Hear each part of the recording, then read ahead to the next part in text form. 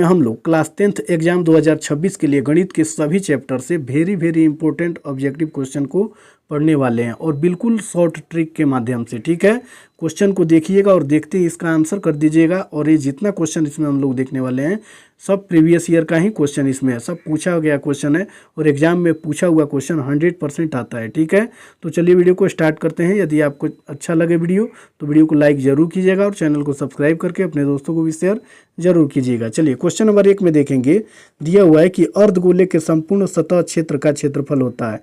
देखिए, संपूर्ण सतह या कुल पृष्ठीय क्षेत्रफल एक ही होता है। ठीक है, तो अर्धगोले का कुल पृष्ठीय क्षेत्रफल कहे या संपूर्ण सतह क्षेत्रफल कहे, इसका उत्तर हो जाएगा ऑप्शन नंबर बी 3πr²। ठीक है, क्वेश्चन में दिया हुआ है कि 42 सेमी परिधि वाले वृत्त की त्रिज्या कितनी होगी, तो इसको हम लोग हल कर लेंगे। देखिए, वृत्त की परिधि होती है 2πr। ठीक है, और 2πr यानी परिधि का मान दिया हुआ है कितना, 44 cm। कितना दिया हुआ है, 44 cm। तो यहाँ इसको हम लोग हल करेंगे, लिखेंगे, ये 2 से कट जाएगा 22 बार में। ठीक है, 22 दूनी 44, तो बचेगा क्या, πr बराबर 22।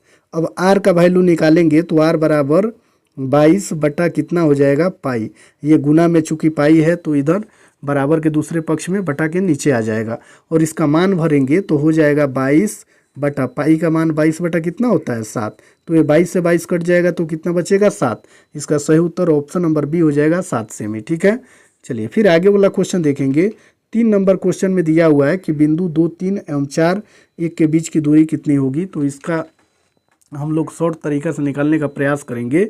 ये जो बाद वाला देखेंगे 4, ये 4 है, 4 यानी पीछे वाला में से जो ये आगे वाला 2 है इसको माइनस कर देंगे, यानी 4 - 2 और स्क्वायर कर देंगे। फिर प्लस 1 में से यानी लास्ट वाला जो 1 है, 1 में से इस लास्ट वाले को माइनस कर देंगे 3 को। ठीक है, और स्क्वायर कर देंगे। और यहाँ रूट क्या करना है, लगा देना है, रूट को हटाना नहीं है, रूट हमेशा लगा के रखना है।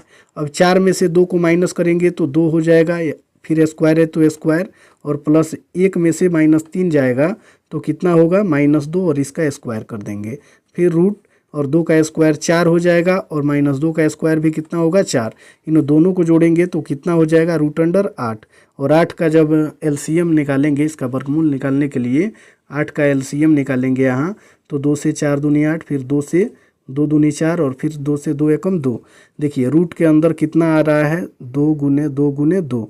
तो ये जो है 2 रूट के अंदर 2 आ रहा है, तो इसके लिए एक ही 2 को रूट के बाहर लिखा जाता है 2, और जो अकेला बच जाएगा, सिंगल बच जाएगा ये 2, ये रूट के अंदर आ जाएगा। तो 2√2 किस में है, ऑप्शन नंबर ए में है। इसका सही उत्तर ऑप्शन नंबर ए हो जाएगा। चलिए फिर आगे वाला क्वेश्चन देखेंगे। 4 नंबर क्वेश्चन में दिया हुआ है कि किसी बिंदु की वाई अक्ष से दूरी उस बिंदु की कहलाती है, तो इसका सही उत्तर ऑप्शन नंबर बी हो जाएगा, एक्स निर्देशांक। देखिए, यहाँ जब वाई अक्ष से पूछेगा तो एक्स निर्देशांक होगा, और यहाँ एक्स अक्ष से पूछेगा तो वाई निर्देशांक याद रखना है, हो जाएगा इसका आंसर। ठीक है, जब भी यहाँ जो पूछेगा एक वाई अक्ष तो एक्स निर्देशांक, और यहाँ फिर वाई अक्ष से पूछेगा, एक्स अक्ष से पूछेगा तो क्या हो जाएगा, वाई निर्देशांक। ठीक है, चलिए फिर आगे वाला क्वेश्चन देखेंगे। 5 नंबर क्वेश्चन में दिया हुआ है कि 2 समरूप त्रिभुजों की भुजाएं 4:9 के अनुपात में है, इन त्रिभुजों के क्षेत्रफलों का अनुपात होगा। तो इसको निकालने के लिए देखिए, जब भुजा का अनुपात दिया रहे और क्षेत्रफल का अनुपात पूछे तो इसको करना कुछ नहीं है, 4:9 लिखेंगे और दोनों का स्क्वायर कर देंगे। क्या कर देंगे, स्क्वायर कर देंगे। तो 4 का स्क्वायर कितना होता है, 16, और अनुपात 9 का स्क्वायर कितना होगा, 81, यानी 16:81 इसका सही उत्तर हो जाएगा, ऑप्शन नंबर सी। चलिए फिर आगे वाला क्वेश्चन देखेंगे। 6 नंबर क्वेश्चन में दिया हुआ है किसी द्विघात समीकरण के विवेचक का मान 0 से बड़ा होने पर दोनों मूल होंगे। तो देखिए, इसका सही उत्तर हो जाएगा ऑप्शन नंबर ए, वास्तविक और भिन्न इसमें दिया हुआ है। तो इसका होता है, बुक में आपको मिल रहा होगा पढ़ने को, वास्तविक और असमान। तो असमान को ही भिन्न बोला जाता है। क्या बोला जाता है, भिन्न। ठीक है, यानी भिन्न का मतलब होता है अलग अलग, असमान का मतलब भी होता है अलग अलग। यानी जब द्विघात समीकरण के जो विवेचक का मान 0 से बड़ा होगा, 0 से बड़ा का मतलब क्या होगा, जैसे 1 आ जाए या 2 आ जाए या 3, ये सभी 0 से बड़ा है। तो डी का जब भी मान आप निकालिएगा तो डी का मान प्लस में 1 2 3 4 5 कुछ भी आए तो मूल किस प्रकार का होगा, वास्तविक होगा, या असमान, ठीक है। वास्तविक और असमान होगा, ठीक है। तो असमान को ही यहाँ भिन्न लिख दिया हुआ है। चलिए फिर आगे वाला क्वेश्चन देखेंगे। क्वेश्चन नंबर 7 में दिया हुआ है 9 sec square theta minus 9 ten square theta बराबर है। तो इसको हम लोग हल कर लेंगे। इसका आंसर तो बी ही हो जाएगा 9, क्योंकि यहाँ जो भी दिया रहेगा आंसर वो हो जाता है। इस प्रकार का जब दिया हुआ हो तो इसमें 9 को कॉमन लेंगे तो सेक स्क्वायर थीटा हो जाएगा। क्या होगा? Sec square theta. यानी ये 9 से 9 कट जाएगा तो सेक स्क्वायर थीटा। फिर ये माइनस का माइनस यहाँ लिख देंगे। फिर 9 से इस 9 में भाग देंगे तो 9 से 9 कट जाएगा तो बचेगा क्या? Ten square theta. क्या होगा? Ten square theta. अब यहाँ हम लोग 9 और ये कोष्ट हटाएंगे तो गुना, और sec square theta minus ten square theta बराबर क्या होता है?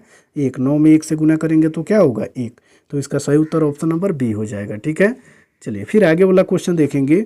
8 नंबर क्वेश्चन में दिया हुआ है रूट 2 1 है।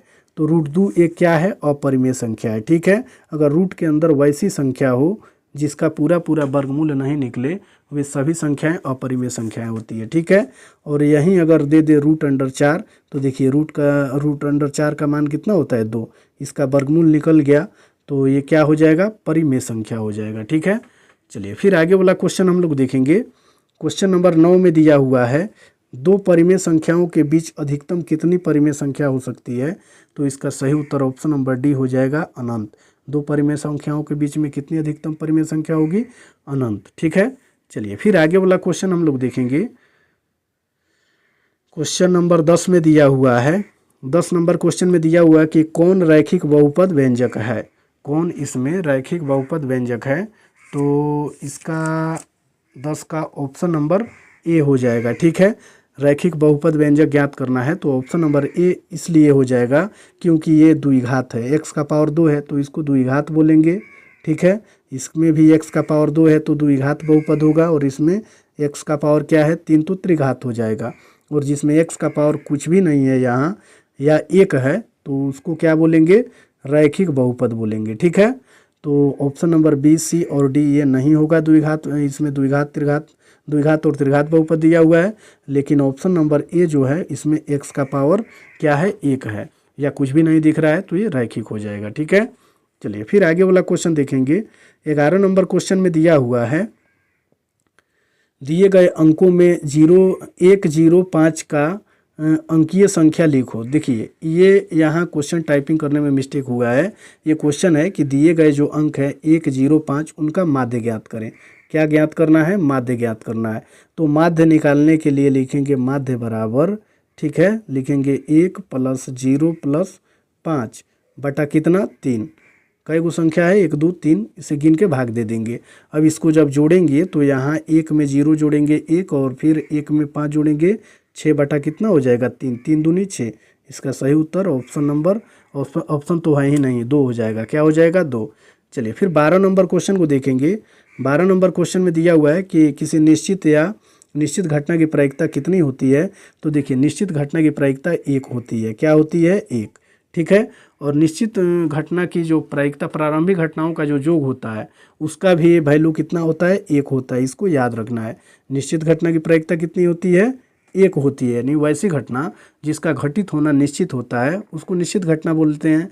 और निश्चित घटना की प्रायिकता कितनी होती है? 1। और जो प्रारंभिक घटनाएं होती हैं उन सभी प्रारंभिक घटनाओं को आपस में जोड़ने पर भी उसका भी मान कितना आता है? 1 ही आता है, ठीक है। चलिए फिर आगे वाला क्वेश्चन देखेंगे। 13 नंबर क्वेश्चन में दिया हुआ है सेक स्क्वायर ए माइनस टेन स्क्वायर ए का मान होगा। तो देखिए ऊपर ही हम लोग देखे हैं कि सेक स्क्वायर ए और माइनस टेन स्क्वायर ए का वैल्यू कितना होता है? 1 होता है। कितना होता है?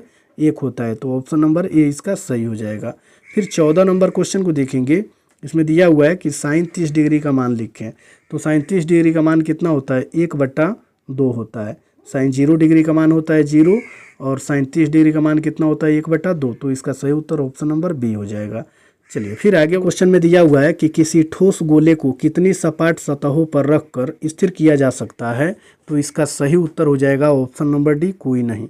क्योंकि जो ठोस गोला होगा और किसी सतह पर, अगर मान लीजिए ये टेबल है, ठीक है, तो सपाट इसका सतह जो है बिल्कुल प्लेन है, तो इस पर कहीं भी रखेंगे उस गोले को ये स्थिर रहेगा ही नहीं, ठीक है, ये लुढ़कता ही रहेगा, ठीक है। तो इसलिए कोई नहीं होगा इसका आंसर, ठीक है। चलिए फिर आगे वाला क्वेश्चन देखेंगे। क्वेश्चन नंबर 16 में दिया हुआ है कि टेन स्क्वायर 360 डिग्री का मान होगा। तो देखिए टेन स्क्वायर 360 डिग्री का मान कितना होगा, आइए इसको हम लोग हल करके देखते हैं। ठीक है, देखिए टेन 360 का मान, यानी सबसे पहले हम लोग देखेंगे टेन थीटा बराबर होता क्या है। टेन थीटा बराबर होता है साइन थीटा बटा कोस थीटा। ठीक है, साइन थीटा बटा क्या होता है, कोस थीटा। अब हम यहाँ देखेंगे टेन थीटा का मान कितना दिया हुआ है 360 डिग्री, तो यहाँ लिखेंगे 360 डिग्री, तो बराबर यहाँ भी साइन क्या हो जाएगा 360 डिग्री। चूँकि थीटा का मान 360 है तो यहाँ भी थीटा का मान कितना होगा 360। नीचे भी कोस थीटा का मान हो जाएगा कितना 360। ठीक है, अब यहाँ हम लोग देखते हैं कि चूँकि साइन 360 का मान कितना होता है, जीरो होता है। कितना होता है, साइन 360 का मान जीरो होता है और कोस 360 का मान कितना होता है 1। तो जीरो में 1 से भाग देंगे तो कितना हो जाएगा 0। अब चूँकि इसमें स्क्वायर लगा हुआ है तो जो इसका मान आएगा इसमें भी स्क्वायर करेंगे तो 0 का स्क्वायर कितना होगा 0। इसका सही उत्तर ऑप्शन नंबर बी हो जाएगा। नहीं, टेन स्क्वायर 360 डिग्री का मान कितना होगा 0 हो जाएगा। चलिए फिर आगे नंबर 17 में दिया हुआ है कि ten 10 degree, ten 15 degree, ten 75 degree, ten 80 degree बराबर क्या होगा। तो इन दोनों को ऐसे ही हम लोग लिख देंगे। ठीक है, और इन दोनों को चेंज कर देंगे, तो जो चेंज करना है उसी को हम ले रहे हैं। इसको समझ लीजिए कि यहाँ ऐसे ही लिख दिए हैं। ठीक है, और इसमें कुछ कोई चिन्ह नहीं दिख रहा है तो गुना का चिन्ह है। अब ये टेन 75 डिग्री दिया हुआ है तो टेन थीटा, 75 क्या है थीटा, तो टेन थीटा बराबर होता है कॉट 90 डिग्री माइनस कितना है 75, और गुने फिर ये टेन 80 जो है तो टेन थीटा होगा, तो टेन थीटा बराबर होता है कॉट 90 डिग्री माइनस 80 डिग्री। ठीक है, अब यहाँ हम करेंगे क्या, ये जो दिया हुआ है इसको ऐसे ही यहाँ लिख देंगे, टेन 10 डिग्री गुने टेन 15 डिग्री। ठीक है, और गुने ये कॉट लिखेंगे, कॉट 90 में से 75 जाएगा तो कितना आएगा 15। ठीक है, और फिर गुने ये कॉट 90 में से 80 जाएगा तो कितना बचेगा 10 डिग्री। ठीक है, अब इन दोनों को ऐसे ही लिखना है, टेन 10 डिग्री गुने टेन 15 डिग्री, और इसके नीचे बटा 1 छुपा हुआ है, बटा 1 होता है। तो इसको जब चेंज करेंगे, पलटेंगे, व्युत्क्रम करेंगे तो ये 1 जाएगा गुना में ऊपर, और कोट 15 डिग्री यानी कोट थीटा का उल्टा होता है टेन थीटा, तो थीटा में 15 है तो 15, और गुना फिर इसको ऐसे ही 1 ऊपर चला जाएगा, इसको पलटेंगे तो 1 ऊपर जाएगा, और कोट 10 डिग्री का जब मान पलटेंगे तो कोट का उल्टा क्या होता है, इसका उल्टा होता है 10। ठीक है, और 10 का क्या हो जाएगा, थीटा है, थीटा को 10 ऐसे ही लिख देंगे। अब देखिए टेन 10 से टेन 10 कैंसिल हो जाएगा, और टेन 15 से टेन 15 कैंसिल हो जाएगा, तो बचेगा 1 गुने 1, और इसमें गुना करेंगे तो क्या आ जाएगा, ऑप्शन नंबर डी 1 आ जाएगा। ठीक है, चलिए फिर आगे वाला क्वेश्चन हम लोग देखेंगे। क्वेश्चन नंबर 18 में दिया हुआ है निम्नलिखित में से कौन सा द्विघात समीकरण है। तो इसका सही उत्तर ऑप्शन नंबर सी हो जाएगा। क्या है, ऑप्शन नंबर सी हो जाएगा। जब इसको हल करेंगे तो 18 का सी हो जाएगा। देखिए ऑप्शन नंबर जो डी दिया हुआ है ना, वो ऐसे दिया हुआ है, एक्स स्क्वायर माइनस 1 बटा एक्स स्क्वायर बराबर यहाँ 4 होना चाहिए। ये ऑप्शन को ऐसा होना चाहिए। तो जो बटा के नीचे है ये तो होगा नहीं, यानी ऑप्शन डी होगा नहीं। ये रूट के अंदर ए से जेड तक कोई चर दिख जाए तो ये भी नहीं होगा। ठीक है, और इसको हल करेंगे तो ये भी नहीं आएगा। ठीक है, तो इसका ऑप्शन नंबर क्या हो जाएगा, सी हो जाएगा 18 का। चलिए फिर आगे वाला क्वेश्चन हम लोग देखेंगे। क्वेश्चन नंबर 19 में दिया हुआ है, यदि ए और बी अपरिमेय संख्याएं हैं तो लघुत्तम ए बी का होगा। तो देखिए इसमें ए और बी अपरिमेय संख्या बता रहा है, तो ए और बी का एलसीएम पूछ रहा है। तो यहाँ एलसीएम निकाल देंगे ए और बी का। तो यहाँ ए से अगर इसको एलसीएम करते हैं, निकालते हैं, तो ए से ए एक बार में कटेगा और बी ए से कटेगा नहीं, बी लिख देंगे ऐसे ही।